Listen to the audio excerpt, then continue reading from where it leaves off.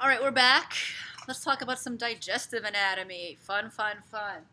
The digestive anatomy has a lot of structures, but I would say it's straightforward. All right? So even though it's a lot of organs to cover, it's very straightforward. Just got to put the time in. Okay. Some of the things will be picture only. So, for example, we'll talk about the different layers of the mucosa, the mucosa, submucosa, muscularis, externa, and the serosa. A lot of those will be pictures. Okay? Same thing with some of the mesenteries. Mesentery proper, greater omentum, lesser omentum would be pictures only. But let me show you the models that we do have in lab and that will be included on the practical. A lot of lines on my face. More smiling. Okay. So first of all, you'll want to be looking at our complete digestive tract model. You'll obviously be able to see the oral cavity. You'll be able to see the oropharynx. You'll be able to see the esophagus. You'll be able to see the stomach. The internal folds of the stomach are the rugae. You'll be able to see the four regions of the stomach.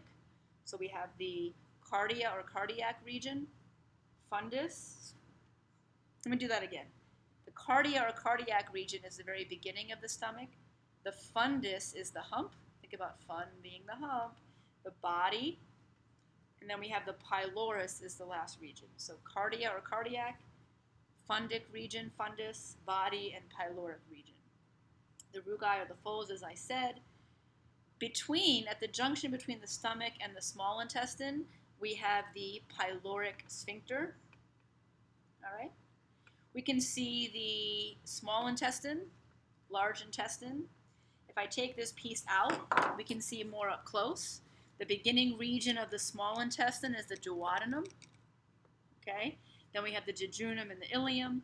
Then we have the large intestine. The large intestine regions just go in order. Make sure I'm covering all of them. We have the, let's see here, ascending colon, transverse colon, descending colon, sigmoid colon. Let's do that again. Ascending, because that's the direction that the foodstuff or what's left is going to travel. Ascending colon, transverse colon, descending colon, sigmoid is the very last. Rectum is the holding tank. Rectum is the holding tank.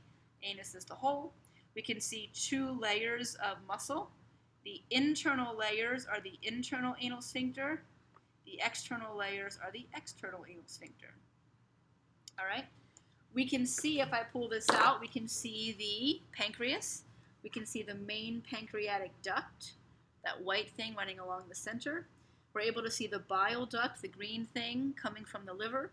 And of course, all the ducts, the pancreatic duct, the main, the accessory, and the bile duct empty into the duodenum. Looking at the liver, we can see the right lobe, left lobe. We can see the falciform ligament, which is on the front. We can see the round ligament on the bottom. We can see the gallbladder. We have two more lobes underneath that I'll probably be better able to show you in the other liver model. Okay. All right, good. Oh, also for the large intestine. So we said ascending colon, transverse colon, descending sigmoid colon. We also have the appendix. That's little bitty things sticking off the very beginning of the, the very beginning of the large intestine, appendix. We can also see some of the flexures. A flexure is just where the colon changes direction. This is known as the hepatic flexure or right transverse flexure because it's the same side as the liver. So hepatic means liver. So hepatic flexure, and this bend is the splenic flexure because it's the same side as the spleen, which would be over here. We also have, let's see what else is on here. We have the tinea coli.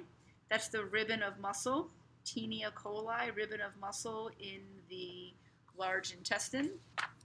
When the tinea coli constricts, and I'll talk about it in lecture, it kind of looks like when you pull on the drawstrings of a sweatshirt or a hoodie, it forms these little pouches called haustra. All right. Good. Let me switch to another model. Other individual models we have is we have individual stomach models. You'll be able to see the same thing I just talked about. So the four regions, cardia, fundus, body, pyloric. This is probably a better view of the pyloric sphincter, this thickening of muscle right here. We can see the inner rugae. I didn't mention the lesser curvature and the greater curvature. We'll talk about it in lecture.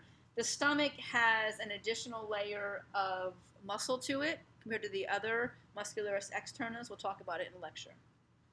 Other things we can see. Up top, this model is only there to show you the salivary glands. 1, 2, 3. This is the parotid salivary gland, sublingual underneath the tongue, and submandibular by the mandible. All right, so parotid, sublingual, and submandibular. Let me pull up this liver model. We have a couple liver models. This one I like. It's a squishy one.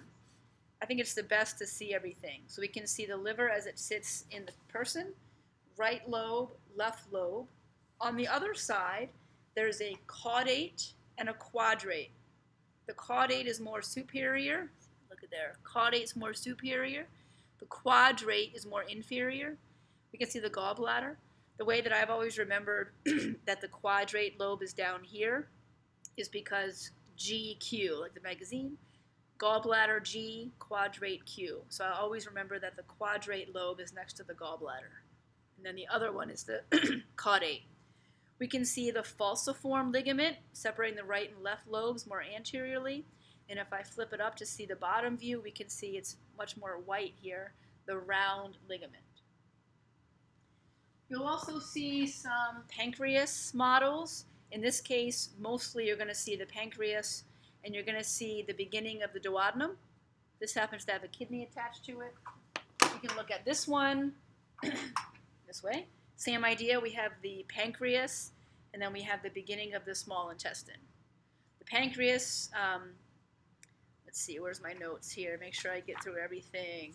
Obviously, we have the head and the tail, head, tail. As I said before, the main pancreatic duct, and then there's also an accessory pancreatic duct. Okay? Of course, that pancreatic duct, all of them enter in the duodenum or the beginning of the small intestine.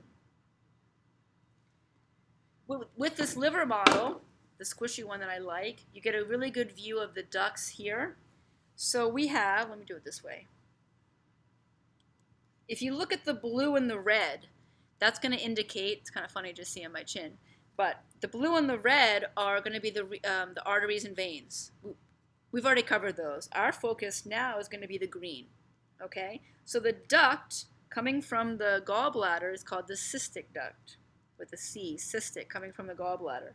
Up top here, we have the right and left hepatic ducts. They're draining bile from the right and left lobes of the liver. Right hepatic duct, left hepatic duct. When the hepatic ducts combine, we have the common hepatic duct. So right and left hepatic duct join together to form the common hepatic duct. But very quickly, it becomes the bile duct.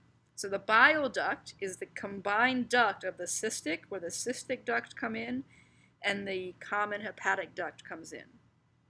This bile duct goes on to enter the duodenum. Everything else will be a picture. Good luck.